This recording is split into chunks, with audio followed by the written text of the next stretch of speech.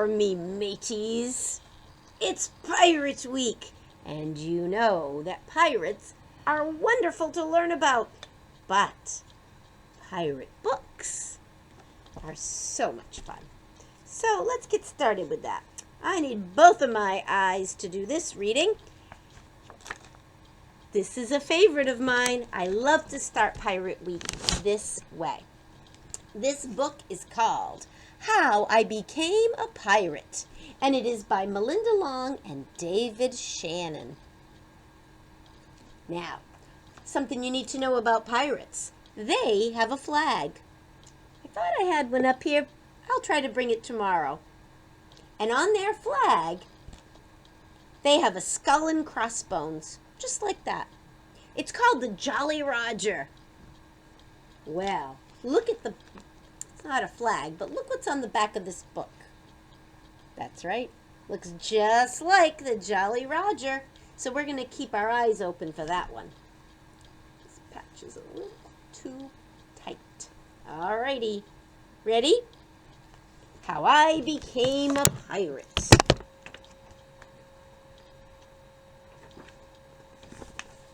How I Became a Pirate, written by Melinda Long and illustrated by David Shannon.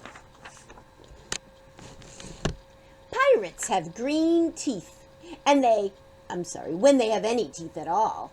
I know about pirates because one day when I was at the beach building a sandcastle and minding my own business, a pirate ship sailed into view. I knew it was because it had a flag and that had a skull and crossbones on it, and because I could hear the pirates singing, "Hey ho, blow the men down." They were a little off key. I tried to tell my dad, but he was busy setting up the beach umbrella. I tried to tell Mom, but she was busy slathering my baby sister with sunblock. They're not looking, are they? So I went back to my sandcastle, but I kept an eye on the pirates. By then, they were rowing to shore. When they landed, the head pirate climbed out of the boat and yelled, "Ahoy there, matey! Be this the Spanish Main?" "No," I said. "This is North Beach." "Shiver me timbers," the pirate said. "We must have taken a wrong turn at Bora Bora." He walked around my sandcastle. He looked at the moat. Then he yelled to his crew, "He's a digger, he is, and a good one to boot."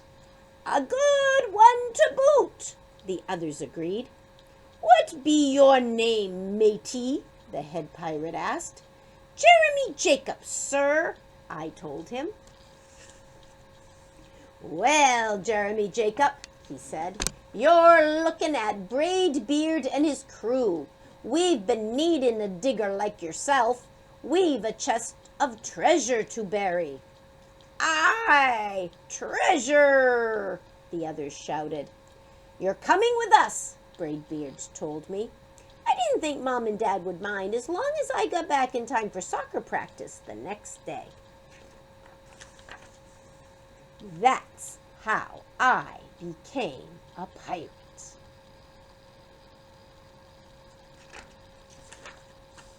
As soon as we were on board, Braid Beard showed me the chest of gold and jewels.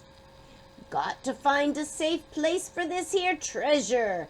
It's high time we were off," he announced. "We're off!" we all shouted, and then we set sail.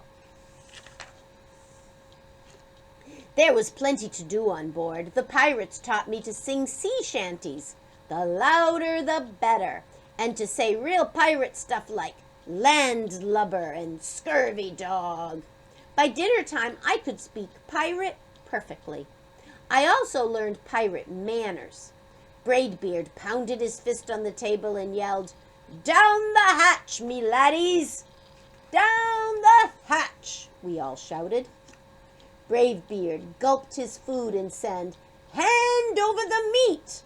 "The meat!" we all roared. Nobody told us to finish our spinach. There wasn't any. Or to chew up our carrots. They weren't allowed on board. We talked with our mouths full and nobody said please or thank you. After dinner, I tried to teach the pirates to play soccer. Braidbeard kicked the ball and yelled, "Arr! Soccer! Arr! Soccer!" the crew yelled. Then everybody dove for the ball at once, and it rolled right off the deck. "After it, me hearties!" Braidbeard commanded. "After it?" they all whispered. We fought over who would go get the ball, but it didn't matter anyway, because a shark came along and swallowed it all in one gulp. So much for soccer. By now it was past my bedtime, but nobody tells pirates when to go to bed, to take a bath, or to brush their teeth. Maybe that's why their teeth are green. Pirates sleep with one eye open, just in case. And they don't change into pajamas unless they want to. Pirates don't do anything they don't want to, except for maybe swabbing the decks. I wanted to be a pirate forever.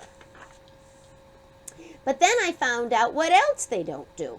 When I couldn't stay awake any longer, I asked Braidbeard to tuck me in and read me a story. "Tuck you in?" he bellowed. "Pirates don't tuck. No tucking," the crew cried. And the only thing they had to read was a map. "Don't you have any books?" I asked. Braidbeard looked confused. "Books?" I didn't even bother to ask about a goodnight kiss. It wasn't easy to fall asleep without a story, but I was finally dozing off when a storm broke. Thunder boomed and lightning flashed. I tried to hide under the covers as waves slammed up against the ship, but I kept falling out of my hammock. I couldn't find anyone in the cabin. They were all on deck. "Lower the sails!" Braidbeard shouted. "Batten down the hatches!" Everybody ran around yelling and lowering and battening. Nobody had time to sit close and tell me it would all be over soon. Nobody even noticed me. I decided that I didn't want to be a pirate after all. Just then, flash, crash, crack, lightning hit the mast and split it right down the middle. "What'll we do now?" yelled one of the pirates. "We'll have to turn back," called another. "But the treasure!" hollered Braidbeard. "Where will we bury the treasure?" I stepped forward. "Maybe I can help," I shouted over the wind. "I think I know the perfect digging spot." When the storm was over, we rowed back to shore and buried the chest. We drew a map so we could find the treasure again, but I don't think I'll need it. See their map? It has a title, Jeremy Jacobs' Backyard. It shows where they walked. And of course it has an X, for X marks the spot. This is the compass. We'll talk more about that. And details. After the pirates repaired the ship and got ready to set sail, before they left, Braidbeard handed me a flag and said, "You make a fine pirate, Jeremy Jacob. Guard that treasure well. We'll be back to get it soon enough." "Soon enough," the crew repeated. "And if you ever need us," Braidbeard added, "just run the Jolly Roger up yonder pole." "Up yonder pole," the others shouted. And maybe I will, but not today. I have soccer practice. It says his team is the Pirates. Do you think there's a P missing? Maybe he's the Pirates.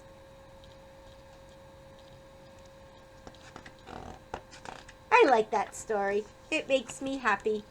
So tomorrow, we'll see what happens next. I hope you liked it. Have a great day. I hope you find some treasure. Arr.